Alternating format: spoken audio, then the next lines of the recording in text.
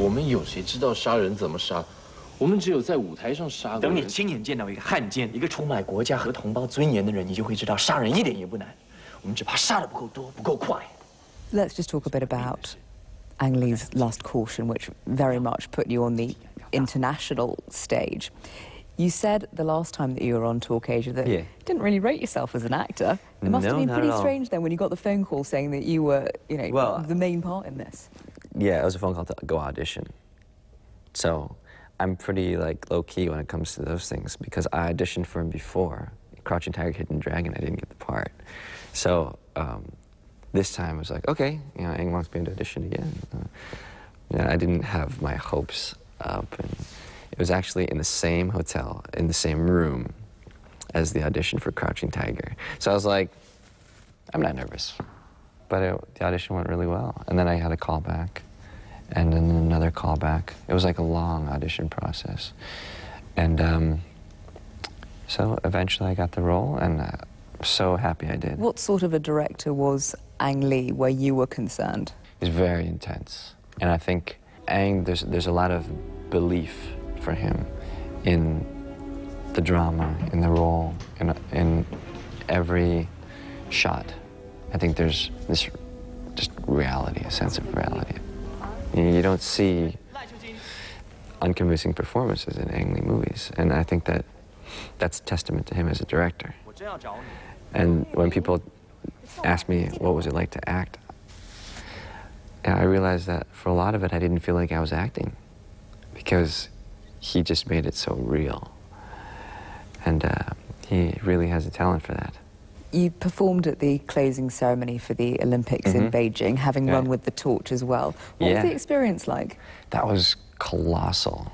It's like I walked into the bird's nest, and there were like 90,000 people in the seats, and then there were like 90,000 performers as well on the floor.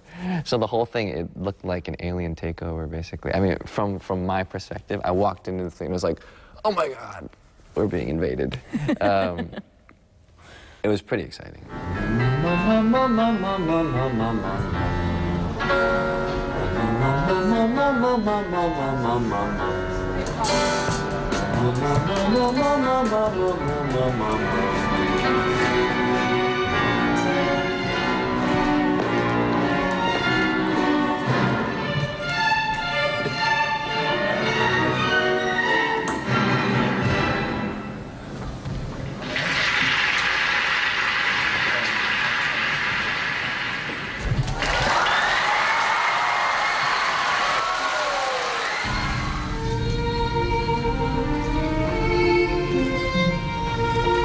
When you're writing your own music, how do you come up with it? Is it one of those things that, you know, you sort of wake up in the middle of the night and start furiously scribbling? That happens a lot, yeah.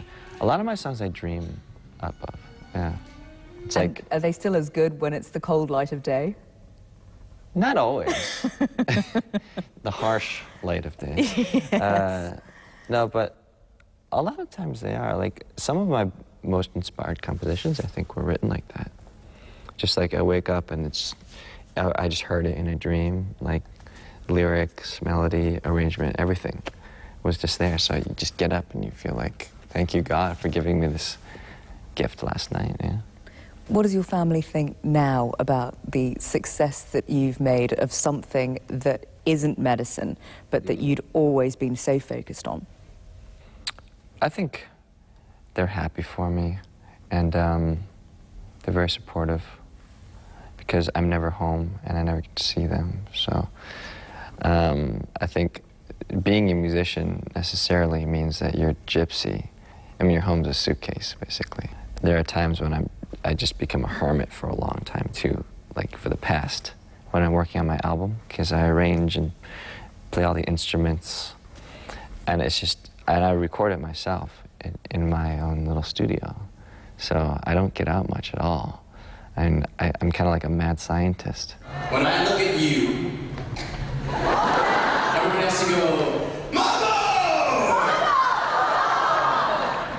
No, you can't go, Mumble. Because that sounds like mumble.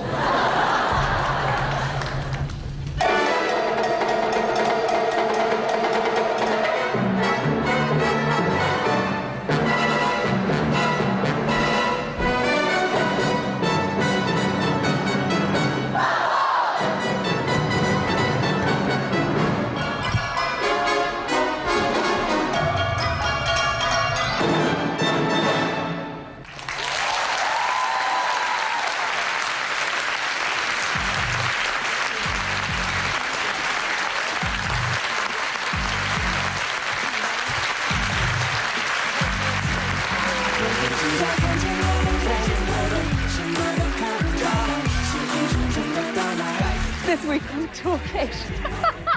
You're doing great. Thanks. Don't mind me. Right back at you. Backdrop. Our backdrop. Beautiful.